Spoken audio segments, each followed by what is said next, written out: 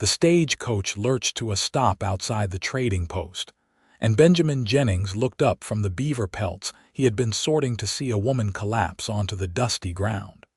Her traveling dress soaked through with fever sweat, despite the crisp mountain air of October 1876. He moved quickly, his tall frame covering the distance in a few long strides, reaching her before the stagecoach driver had even climbed down from his perch. She was breathing in shallow gasps, her face flushed and her lips cracked from dehydration. The driver finally descended, shaking his head as he looked down at the woman with something between pity and annoyance. "Been sick since Denver," the man said, spitting tobacco juice into the dirt. "Kept saying she had to get to Marysville, Utah, had some cousin here supposedly. Would not get off at any of the earlier stops for a doctor, stubborn as they come." Benjamin knelt beside her, placing a rough hand against her forehead. She was burning up and her breathing rattled in her chest. He had seen mountain fever before, and this woman needed help immediately or she would not last another day. Her eyes fluttered open briefly, unfocused and glassy with fever, before closing again. "Help me get her bags down," Benjamin said, his voice leaving no room for argument. The driver hesitated. "I got a schedule to keep." Benjamin stood to his full height of 6 feet 3 inches, his broad shoulders blocking out the afternoon sun. His blue eyes had gone cold and hard. "Get her bags. Now." 5 minutes later, the stagecoach was disappearing down the mountain road in a cloud of dust, and Benjamin was carrying the unconscious woman toward his cabin, her meager belongings slung over his shoulder. The trading post owner, old Pete, called out asking if he needed help, but Benjamin waved him off. His cabin was a mile up the mountain, and he knew the trail better than he knew his own reflection. The October air was sharp and clean at this elevation, carrying the scent of pine and the promise of the winter to come. Benjamin had built his cabin here 5 years ago, when he had decided that living among people was more trouble than it was worth. He trapped in the winter, hunted year-round, and came down to trade his furs and hides every few weeks. It was a solitary life, but it suited him after everything that had happened in the war. The woman stirred in his arms as he climbed the rocky path, mumbling something he could not make out. She was younger than he had first thought, maybe 22 or 23, with dark blonde hair that had come loose from its pins and skin that would probably be fair when she was not flushed with fever. Her traveling clothes were quality but worn, the dress of someone who had once had money but had fallen on harder times. His cabin came into view as he rounded the last bend. It was solid and well built, with a stone chimney and real glass in the windows, luxuries he had afforded himself with 5 years of careful trapping and trading. He kicked the door open and carried her inside, laying her carefully on his bed, the only bed in the single-room structure. She was shivering now despite the fever, her body racked with chills. Benjamin got a fire going in the hearth first, building it up until the cabin began to warm. Then he filled a basin with water from his rain barrel outside and grabbed clean cloths from his supply chest. He had learned field medicine during the war, patching up men who were too far from the surgeon's tent to wait, and while he was no doctor, he knew how to bring down a fever and treat basic ailments. He started by loosening the high collar of her dress, then stopped, realizing he would need to remove the heavy traveling clothes entirely if he wanted to cool her fever effectively. He hesitated, then reminded himself that modesty was a luxury the dying could not afford. He worked quickly and clinically, stripping away the outer layers until she was down to her chemise and petticoats, then covered her with a light sheet before beginning to sponge her face, neck, and arms with cool water. Her eyes opened again, and this time there was a spark of awareness in their green depths. "Where?" she whispered, her voice barely audible. "You are safe," Benjamin said, his voice gentle despite its natural roughness. "You are in my cabin up in the mountains outside Marysvale. You collapsed at the trading post. You have mountain fever, I think, or something like it. Heal here. You are safe now." She tried to speak again, but he shook his head. "Do not try to talk. Save your strength. I am going to take care of you." A single tear rolled down her fevered cheek, and then she was unconscious again. Benjamin continued his work through the afternoon and into the evening, changing the water when it grew warm, forcing small sips of willow bark tea between her lips when she was conscious enough to swallow. As night fell, he pulled his rocking chair close to the bed and settled in for a long vigil. The woman's fever broke sometime near dawn. Benjamin had dozed off in his chair, exhausted from the long night, and he woke to find her watching him with clear, alert eyes. The flush had faded from her cheeks, leaving her pale but no longer dangerously so. She looked around the cabin, taking in the rough-hewn furniture, the pelts hanging from the rafters, the rifle mounted above the door. "You are awake," Benjamin said, sitting up straight and wincing as his back protested. He was too old to be sleeping in chairs, even at 31. "How long?" she asked, her voice still weak but stronger than before. "A day and a night. You were in a bad way when the stage dropped you off. I brought you up here to my cabin. I am Benjamin Jennings. Most folks call me Ben." "Penelope Crane," she said, then coughed, her face twisting with the effort. "Thank you. The driver told me I should stop in Denver, see a doctor, but I had to get here. I have a cousin, Mary Whitmore." "Do you know her?" Benjamin's expression changed, becoming guarded. "I knew her. She passed last spring, pneumonia." Penelope closed her eyes, fresh tears seeping from beneath her lids. "Then I have nowhere to go," she whispered. "I sold everything I had to get here. She was my only family left." Benjamin felt an uncomfortable tightness in his chest. He knew what it was to be alone in the world, to have nowhere to turn. "Rest now," he said, standing and moving to the stove. "I will make you some broth. You need to get your strength back before we worry about what comes next." Over the next few days, Penelope slowly recovered under Benjamin's care.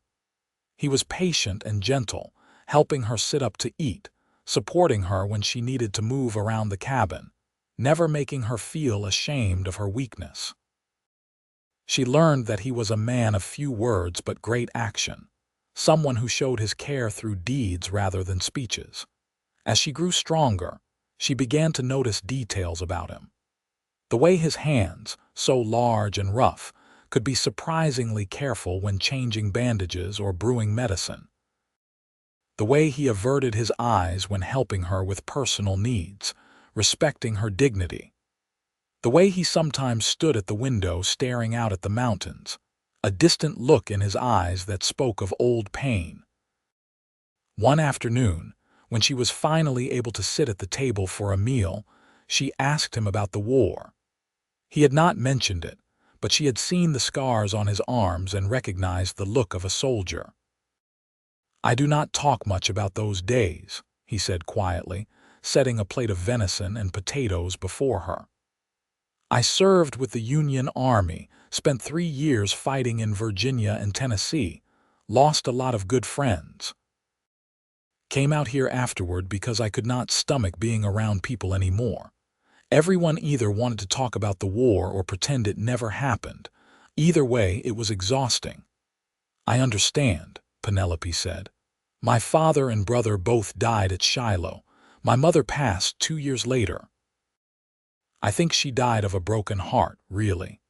I have been living in Chicago, working as a seamstress, but the city felt so empty without them. When Mary wrote and invited me to come west, it seemed like a new beginning." Benjamin nodded, understanding passing between them without need for more words. They were both survivors, both carrying losses that had reshaped their lives. As October moved toward November, Penelope's strength returned in steady increments. She began helping around the cabin, insisting despite Benjamin's protests that she needed to earn her keep. She mended his clothes, discovering tears and holes that he had simply ignored, and cooked meals that were far more elaborate than the simple fare he usually prepared for himself. She organized his herb stores and his medical supplies, bringing order to his somewhat haphazard system. Benjamin, for his part, found himself enjoying her presence more than he wanted to admit. The cabin felt different with her in it, warmer somehow, more like a home than just a shelter. He caught himself listening for her humming as she worked, looking forward to their conversations over meals. She was intelligent and well-read, able to discuss everything from politics to poetry, but she never made him feel ignorant despite his limited formal education. One evening, as the first real snow of the season began to fall outside, they sat together by the fire after supper. Penelope was sewing one of his shirts, her needle flashing in the firelight, while Benjamin worked on repairing a trap that had been damaged. "Ben," she said softly, not looking up from her work, "I need to talk to you about my situation." He set down the trap, giving her his full attention. "All right. I have no money left, nowhere to go, and winter is coming. I cannot stay here indefinitely, imposing on your hospitality. It is not proper and it is not fair to you, but I do not know what to do. There are no jobs for women in a town as small as Marysvale, and I cannot make the journey back to Denver until spring anyway." Benjamin was quiet for a long moment, staring into the fire. He had been thinking about this himself, knowing they would need to address it eventually. The truth was, he did not want her to leave. The realization had crept up on him slowly over the past weeks, but now it was undeniable. He had not felt this connected to another person since before the war. "You could stay," he said finally. "Through the winter, at least. There is plenty of room and I could use help with things around the cabin. In the spring, if you want to move on, I will help you get wherever you want to go. But you do not have to leave. People will talk," Penelope said, finally looking up at him. "An unmarried woman living with a bachelor in a cabin in the mountains. My reputation will be ruined." "Your reputation is already ruined by circumstance," Benjamin pointed out gently. "Anyone who matters will understand that you were ill and stranded. And frankly, my reputation is that of a strange hermit who lives on a mountain. I do not think we have much to lose." A small smile tugged at her lips. "A strange hermit who saved my life and asked nothing in return. Who took care of me when he could have left me at the trading post for someone else to deal with. I think your reputation is better than you believe. Then you will stay. If you are certain you do not mind, yes, I will stay through the winter." The decision made, they settled into a comfortable routine as the snow piled up outside and the temperature dropped. Benjamin taught Penelope how to identify animal tracks in the snow, how to preserve meat properly, how to read the sky for coming weather. She taught him the finer points of cooking, introduced him to the pleasure of reading aloud by the fire in the evenings, and slowly drew out stories from his past that he had not shared with anyone in years. The cabin was small enough that they were always aware of each other's presence. Benjamin had insisted Penelope keep the bed while he slept on a pallet near the fire, but often they would both be awake late into the night, talking across the darkened room about everything and nothing.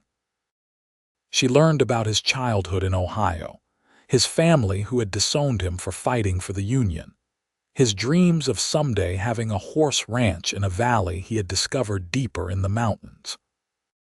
He learned about her love of books and music, her skill with a needle, her fierce independence that had made her leave Chicago rather than accept charity from friends of her parents. December arrived with a massive snowstorm that trapped them inside for 3 days.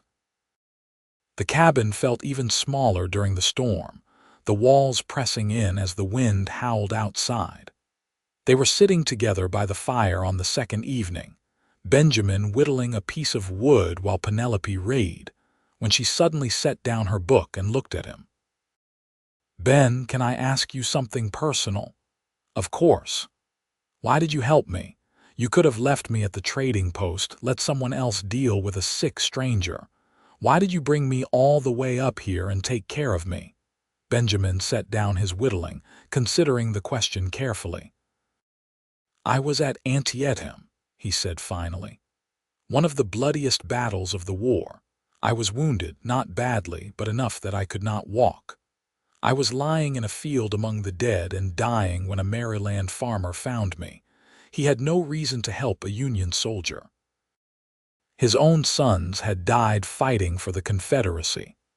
But he loaded me onto his wagon, took me to his farm, and his wife nursed me for 2 weeks until I was well enough to rejoin my unit.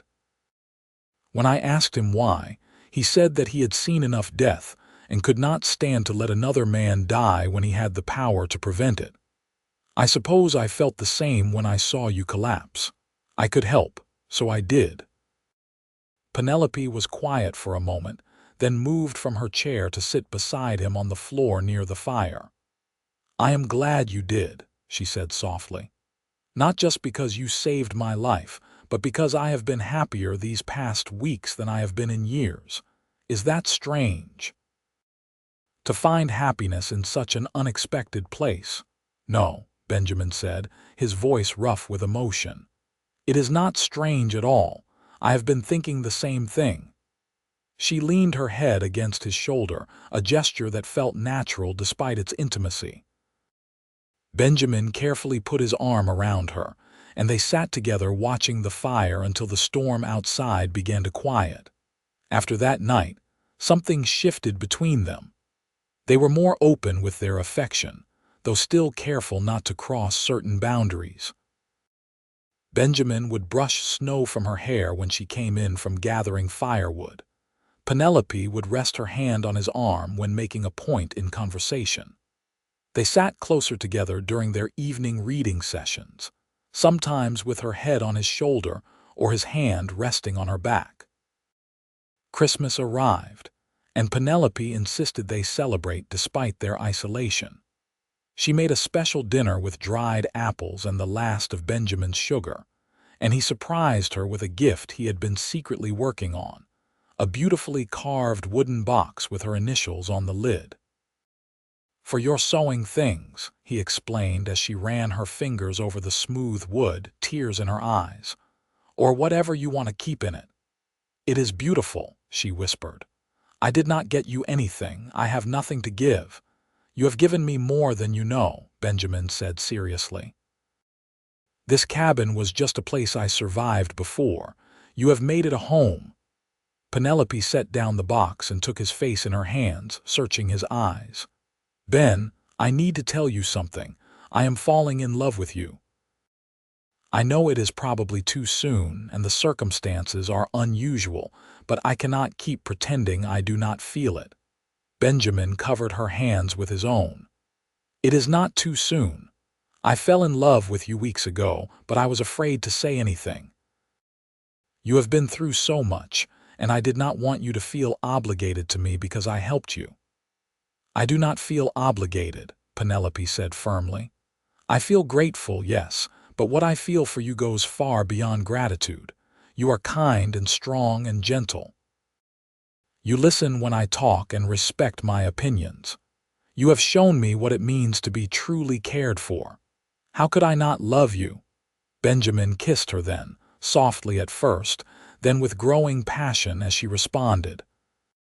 It was the first time they had kissed, and it felt like coming home after a long journey. When they finally pulled apart, both were breathing hard, and Benjamin rested his forehead against hers. "Marry me," he said. "I know it is fast, but I do not want to wait. I want to spend my life with you, Penelope. I want to build that ranch I told you about and fill it with horses and children and laughter. I want to wake up every morning knowing you are beside me. Say yes." "Yes," Penelope said, laughing and crying at the same time. "Yes, I will marry you." They were married in January by the circuit preacher who made his rounds through the mountain communities. Old Pete from the trading post stood as witness, along with a handful of other mountain folk who made the journey to Benjamin's cabin for the ceremony. Penelope wore a simple dress she had sewn herself from fabric Benjamin had traded for, and Benjamin wore his best shirt and pants, his hair and beard neatly trimmed. The celebration was small but joyful, and when the guests finally departed, leaving the newlyweds alone in their cabin, Benjamin carried Penelope over the threshold even though they were already inside. "Starting fresh," he explained, setting her down gently and kissing her again. "Everything begins now." That night, they truly became husband and wife, and Penelope discovered that the gentleness Benjamin had always shown her extended to every aspect of their relationship. He was patient and loving, making sure she felt safe and cherished. As they lay together afterward, warm under the quilts while snow fell softly outside, Penelope felt a peace she had not known since before her family died. Winter passed in a cocoon of happiness. They talked about their future, making plans for the ranch Benjamin wanted to build. He had already claimed land in a valley about 10 miles from the cabin, a beautiful spot with a creek running through it and natural meadows perfect for grazing. He had been slowly gathering supplies and materials, but now with Penelope as his partner, the dream felt real and achievable. "We will start building in the spring," he told her one February evening as they lay in bed, her head on his chest. "I have enough money saved from 5 years of trapping to buy lumber and hire some help. We can have a small house built by fall, something to get us through next winter. Then we can add on as we need to." "And horses?" Penelope asked, smiling. "You promised me horses." "As many as you want," Benjamin said, kissing the top of her head. "We will start with a good breeding pair and build from there. In a few years we could have a real operation going." "There is always demand for quality horses." "What about trapping? Will you give it up?" "Mostly. I might do some in the winter for extra income, but I am ready to move on from that life. I want to build something permanent, something we can pass on to our children someday." Penelope tilted her head to look up at him. "You want children, do you not?" "I do," she said softly. "Very much. I just wanted to make sure we were in agreement. How many are you thinking?" Benjamin laughed, the sound rumbling in his chest. "Let us start with one and see how we feel after that. But I will tell you, I always imagined a house full of children." "What about you?" "The same. I was lonely as a child, being an only one. I want our children to have siblings, to always have someone to rely on." As March arrived and the snow began to melt, they started making preparations to move to the valley. Benjamin made several trips down with supplies, and in early April they left the cabin that had been their sanctuary and started their new life. The valley was even more beautiful than Penelope had imagined. The creek was running high with snowmelt, and the meadows were beginning to green up. Eagles nested in the tall pines on the surrounding hills, and deer grazed fearlessly near the tree line. The spot where Benjamin wanted to build the house had a view of the entire valley and the mountains beyond. "It is perfect," Penelope breathed, standing in the place where their front porch would someday be. "Oh, Ben, it is absolutely perfect." They lived in a tent that first season, while Benjamin and 3 men he hired from Marysvale worked on building the house. Penelope helped where she could, preparing meals for the work crew and offering opinions on the layout and design. The house was modest but well constructed, with 2 bedrooms, a main living area, and a real kitchen. Benjamin even put in wood floors, a luxury that made Penelope cry when she first saw them. They moved in just before the first snow in October, exactly 1 year after Penelope had arrived sick and weak in Marysvale. As they stood together in their new home, Looking out the window at the valley that was now theirs, Benjamin wrapped his arms around his wife from behind. "Happy anniversary," he murmured into her hair. "Is it? I suppose you are right. 1 year since I collapsed at the trading post and you saved me." "Best day of my life," Benjamin said, "even if I did not know it at the time." Penelope turned in his arms, placing her hands on his chest. "I have something to tell you. I was waiting until we were in the house to say anything." "What is it?" "I am pregnant. The baby should arrive in early summer." The joy that lit Benjamin's face was something Penelope would remember for the rest of her life. He lifted her off her feet, spinning her around before carefully setting her down, suddenly worried about the baby. "Are you well? Do you feel all right? Should you be doing so much work?" Penelope laughed, pulling him down for a kiss. "I am fine, perfectly healthy, and very, very happy." Their son was born in June of 1878, delivered by a midwife from Marysville, with Benjamin pacing anxiously outside until he heard the baby's first cry. When he was finally allowed inside, he found Penelope exhausted but radiant, holding a squalling red-faced infant. "Meet Thomas Benjamin Jennings," she said, smiling tiredly. "I hope you approve of the name." Benjamin sat carefully on the edge of the bed, looking down at his son with wonder. "Thomas was my father's name before we stopped speaking." "I know. You mentioned it once. I thought maybe we could honor the good memories, even if the relationship ended badly." Benjamin carefully took the baby, marveling at how small and perfect he was. "Hello, Tommy," he whispered. "I am your papa. I promise I will do better by you than my father did by me." True to his word, Benjamin was a devoted father.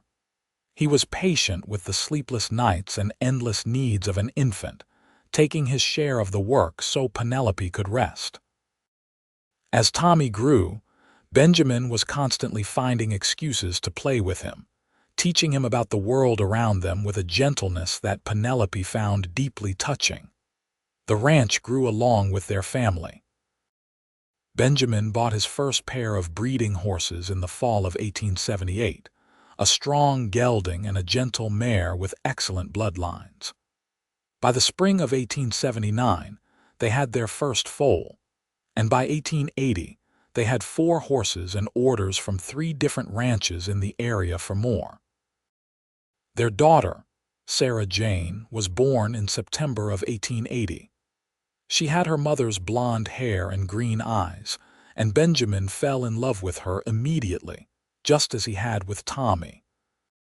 Penelope teased him about being wrapped around their daughter's tiny finger, but she loved watching him with both children, seeing the fierce protective love in his eyes. Life settled into a comfortable rhythm over the next few years.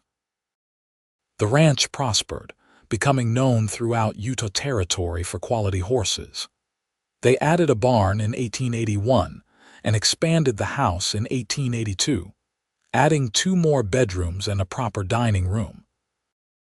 Benjamin hired a young man named James to help with the horse training, and Penelope kept the books and handled correspondence with buyers.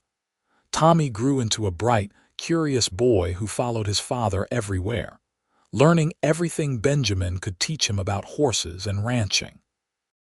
Sarah was more independent, often disappearing to play near the creek or in the meadows, always coming back with flowers or interesting rocks to show her parents. In the evenings, after the children were in bed, Benjamin and Penelope would sit together on their porch, watching the sun set over the mountains. These were Penelope's favorite moments, when they could just be together, reflecting on how far they had come. "You ever regret it?" Benjamin asked one evening in the summer of 1883. "Staying with me instead of going back to civilization." Penelope looked at him in surprise. "Regret it? Ben, how could you even ask that? These have been the happiest years of my life. I just know this life is hard sometimes. We are isolated up here, and you gave up a lot." "I gave up nothing I valued and gained everything I ever wanted," Penelope said firmly. I have a husband who loves me, children who are healthy and happy, a home I helped build and work that matters. What more could I possibly want? Benjamin pulled her close, kissing her temple. I love you, Penny, more than I thought possible to love anyone. I love you too. Thank you for telling me to heal here, that I was safe. You gave me everything. Their third child, another son they named Robert, was born in the winter of 1884. The birth was more difficult than the previous two, and for a few terrifying hours, Benjamin thought he might lose Penelope. But she pulled through, weak but determined, and baby Robert proved to be strong and healthy despite his dramatic entrance into the world. That is it, Benjamin declared when the midwife finally left and he was alone with Penelope and the baby. No more. I cannot go through that again. Penelope, pale but smiling, reached for his hand. It was scary, but we are both fine. And look at him, Ben. He is perfect. You are perfect, Benjamin said fiercely. And I almost lost you. I mean it, Penny. I would rather have 3 children and you than any number of children and lose you. All right, Penelope agreed softly, seeing the genuine fear in his eyes. 3 is a good number. We have our family. As the 1880s progressed, the Jennings ranch became one of the most successful in the territory. Benjamin's reputation for breeding quality horses spread, and they began getting orders from as far away as Nevada and Colorado. They hired additional help, built more corrals and a second barn, and purchased additional land to expand their grazing area. Tommy, at age 10, was already an excellent rider and showed real promise as a horse trainer. Sarah, at 8, had developed a talent for drawing and spent hours sketching the horses and the valley. Robert was a cheerful, energetic 5-year-old who kept everyone on their toes.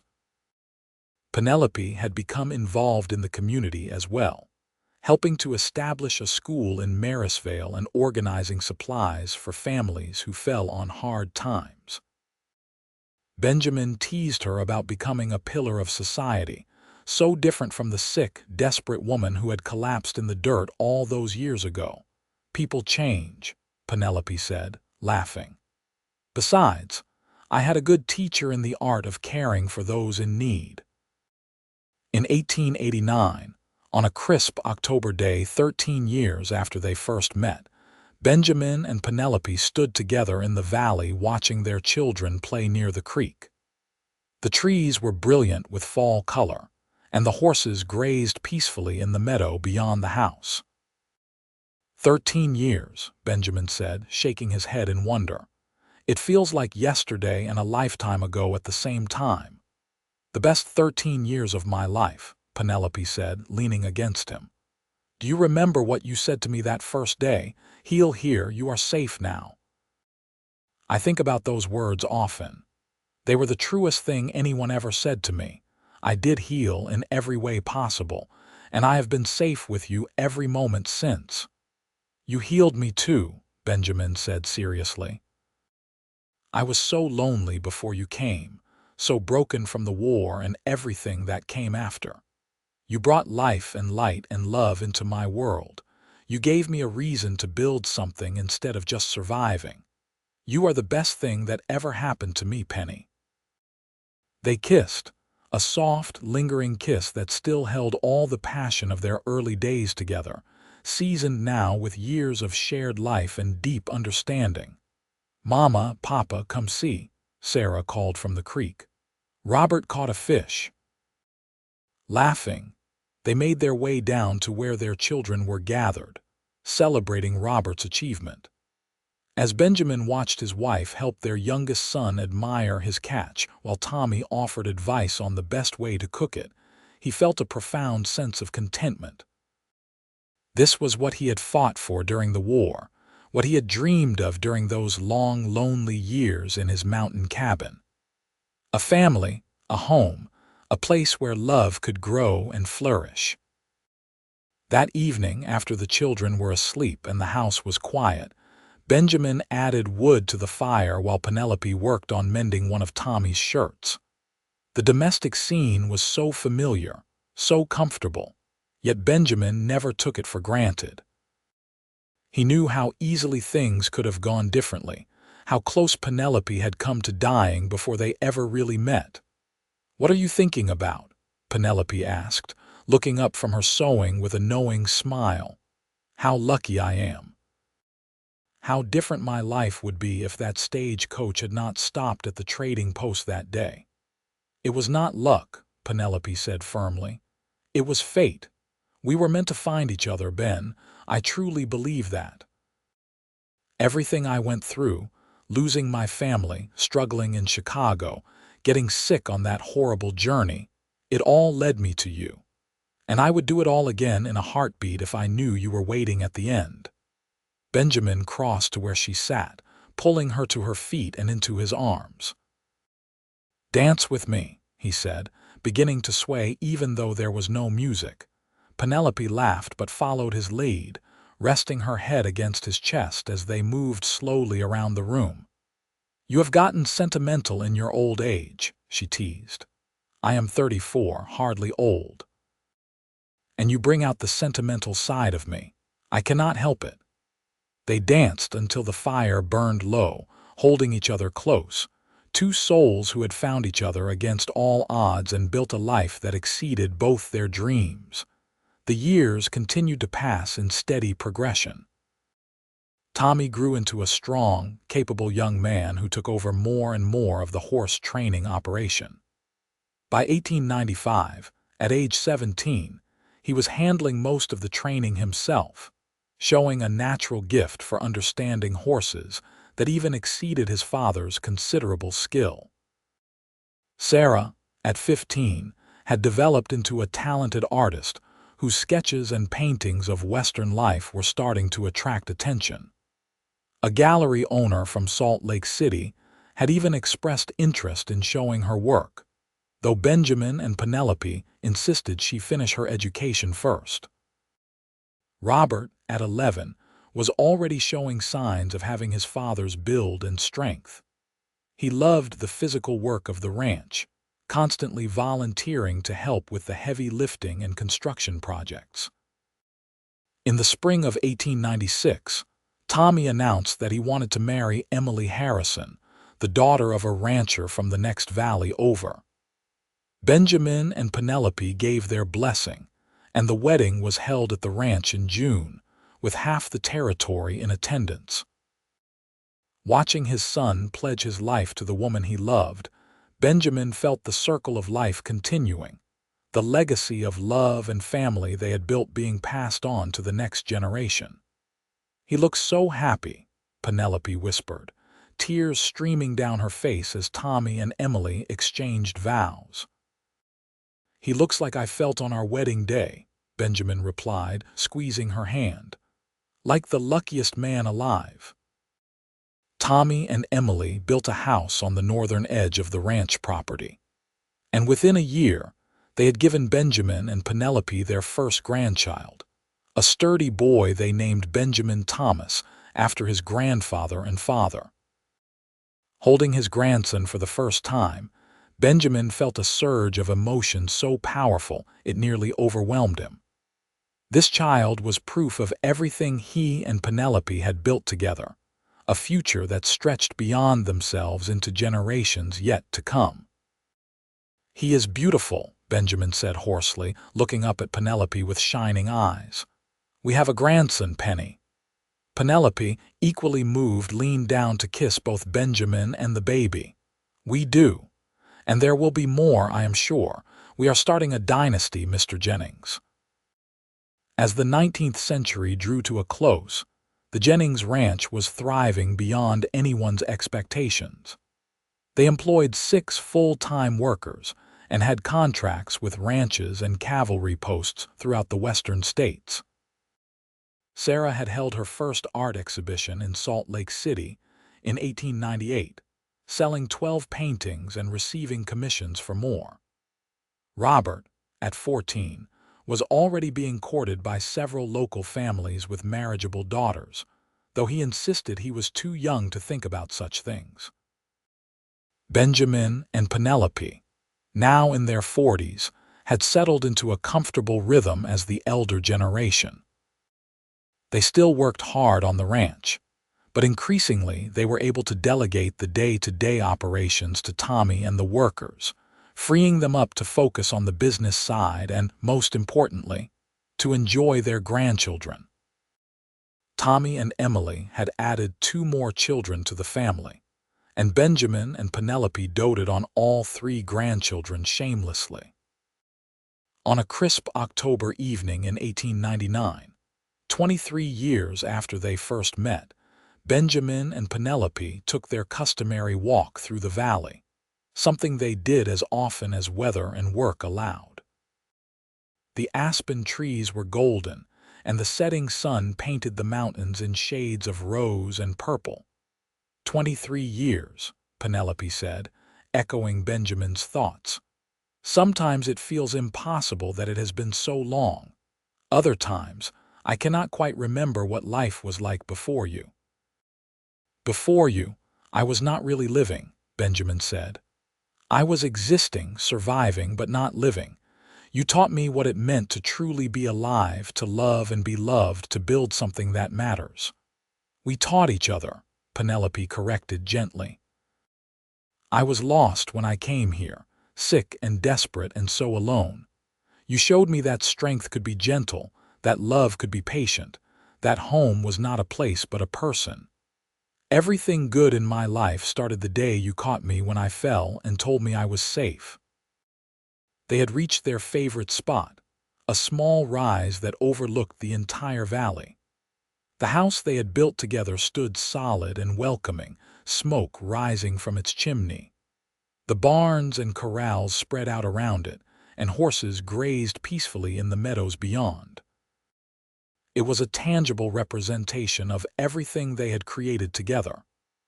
I want you to know something, Benjamin said, turning to face Penelope and taking both her hands in his. If I could go back and live my life again, I would not change a single moment that led me to you. Every hardship, every loss, every difficult choice, they all brought me to that trading post on the day you needed me, and that makes everything worth it. Penelope's eyes filled with tears, but she was smiling. I feel the same way. Finding you, building this life with you, raising our children, it has been the greatest adventure of my life. I love you more now than I did on our wedding day, and I did not think that was possible. I love you more than words can express, Benjamin said. You are my everything, Penny. My wife, my partner, my best friend, the love of my life. They kissed as the sun set behind the mountains, 2 people who had found each other in the most unlikely of circumstances and built a love that would endure for all their days. The new century arrived with celebration and optimism. The Jennings family gathered at the main house on New Year's Eve 1900, 3 generations celebrating together.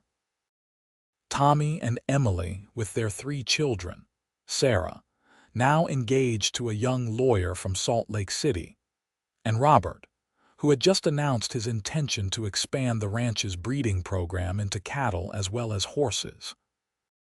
Benjamin stood in the midst of his family, Penelope at his side, and felt a profound sense of gratitude. He thought about the lonely, damaged man he had been before Penelope, and marveled at the transformation love had wrought. She had healed him just as surely as he had healed her, and together they had created something beautiful and lasting. As midnight approached, and the family counted down to the new century, Benjamin pulled Penelope close, whispering in her ear, "Here is to another 100 years with you." Penelope laughed, the sound as bright and joyful as it had been when she was 23. "I do not think we will make it quite that long, my love, but I will take every day I can get." The years of the new century were good to the Jennings family. The ranch continued to prosper, and Benjamin and Penelope eased fully into retirement, content to let their children and grandchildren run the operations while they enjoyed the fruits of their labor. They traveled some, visiting Sarah and her growing family in Salt Lake City, attending horse auctions and shows where Jennings' horses consistently won top prizes. But they always returned to the valley, to the home they had built together, where they were happiest. In the evenings, they still sat on their porch watching the sunset, still danced in their living room to music only they could hear, still talked for hours about everything and nothing. The passion of their youth had mellowed into something even deeper, a love that was woven into every aspect of their being. On October 15th, 1906, exactly 30 years after Penelope had collapsed at the trading post, Benjamin organized a celebration. He had kept the date a secret all these years, marking it privately in his heart as their true anniversary, but now he wanted to honor it properly. The entire family gathered at the ranch, along with friends from throughout the territory. Old Pete from the trading post, now ancient and barely mobile, had been brought up for the occasion. There was food and music and dancing, speeches and toasts, and through it all, Benjamin and Penelope were the center of attention, the living proof of what love could accomplish. As the party wound down and guests began departing, Benjamin took Penelope's hand and led her away from the house, back to their favorite overlook. The October air was crisp and clean, exactly as it had been 30 years before. "You remember what I said to you that first day?" Benjamin asked. "Every word," Penelope replied. "Heel here, you are safe now, the truest promise anyone ever made me." "I have another promise for you now," Benjamin said, pulling her close. "For whatever time we have left, whether it is 30 days or 30 years, I promise to love you with everything I have. To hold you when you need holding, to give you space when you need space, to laugh with you and cry with you and face whatever comes together. You are still my everything, Penny. You always will be." "And you are mine," Penelope said, reaching up to cup his weathered face in her hands. "My mountain man who saved me in every way a person can be saved. My husband, my love, my home. I would not trade a single moment of our life together." They stood together as the stars came out overhead, two souls who had found each other in the wilderness of life and created something eternal. Around them, the ranch they had built hummed with the life of their descendants, the legacy of their love spreading out into the future like ripples on water. Benjamin looked at his wife, still beautiful to him after 30 years, and felt nothing but gratitude. She had arrived sick and weak from travel, a stranger in desperate need, and he had told her to heel here, that she was safe. In saving her, he had saved himself, finding purpose and love and joy beyond anything he had imagined possible. Their love story had started in the most unlikely way, born of necessity and compassion, but it had grown into something extraordinary. They had built not just a ranch but a legacy, not just a family but a dynasty of love that would continue long after they were gone. As they walked back to the house, arms around each other, Benjamin knew that his life had meaning because of the woman beside him.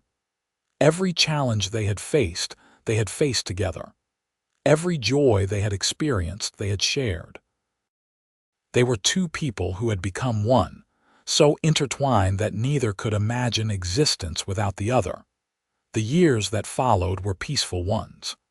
Benjamin and Penelope grew old together gracefully, surrounded by the ever-expanding circle of their family. They watched their grandchildren grow and add great-grandchildren to the family tree. They celebrated anniversaries and birthdays, births and weddings, always together, always united. On their 50th wedding anniversary in 1927, when Benjamin was 82 and Penelope was 73, the family threw them a massive celebration. Newspapers from as far away as Denver covered the event, fascinated by the story of the mountain man and the sick traveler who had built one of the most successful horse ranches in the West. But for Benjamin and Penelope, the celebration was not about the ranch or the success, or even the impressive number of years.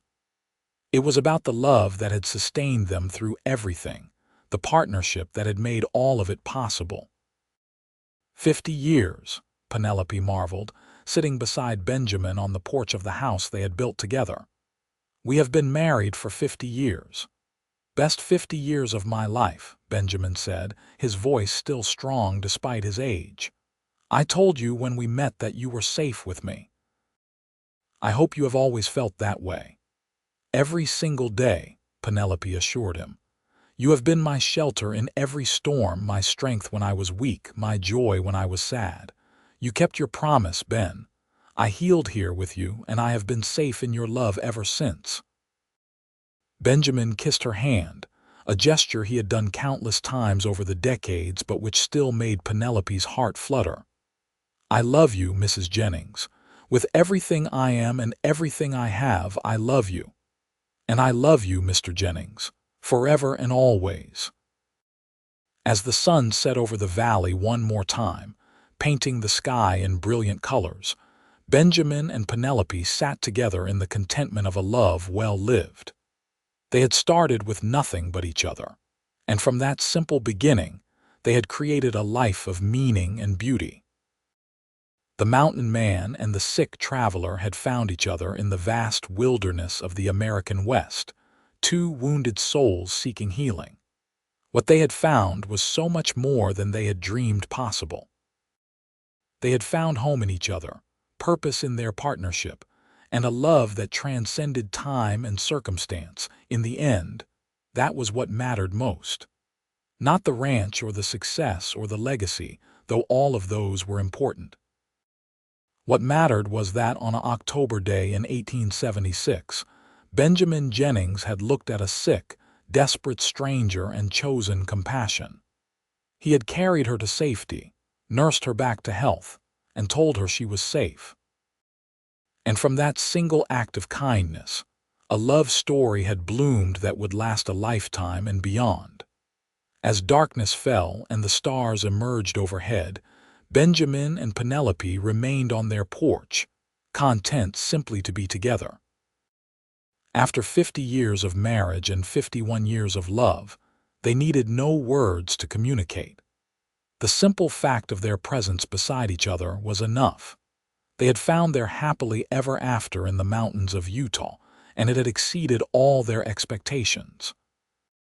The journey had started with arrival and sickness, with weakness and fear, but it had transformed into strength and joy and enduring love.